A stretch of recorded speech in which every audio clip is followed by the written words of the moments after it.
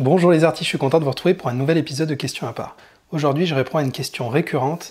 En tant qu'artiste peintre, faut-il accepter les commandes et si oui, dans quelles conditions?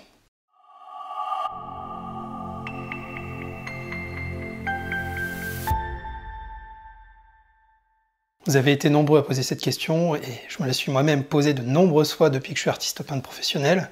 Alors effectivement, pour vous expliquer mon cas, donc moi je fais de la peinture abstraite à peinture acrylique, je suis professionnel depuis 2013.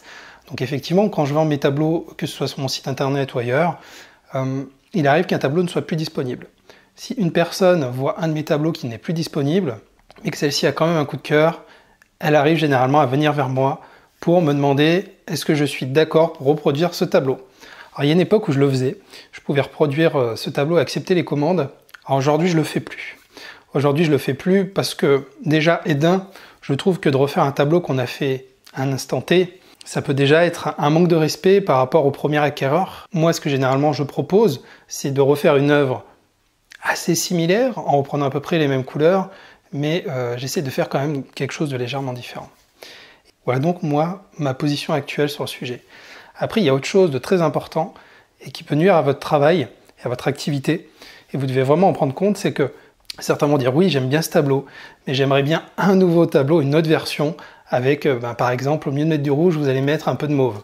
Alors ça, c'est quelque chose, vous allez devoir lutter contre. Après, chacun est libre de faire ce qu'il veut, mais c'est un gros piège. C'est-à-dire que des fois, pour faire une vente, on est prêt à accepter de refaire un tableau en modifiant en fait tout l'univers qu'on a créé et toute l'idée de départ. Par exemple, si vous avez commencé un tableau et que vous avez été guidé justement par un choix de couleurs, une harmonie bien spécifique, et qu'on vous demande de modifier certaines données de cette harmonie, ou par exemple des formes un peu différentes, ça va casser tout le contexte dans lequel vous avez créé la première œuvre.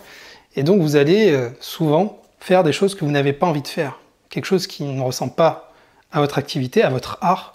Et ça va se sentir. Ça va se sentir parce que déjà vous allez le faire à contre-cœur.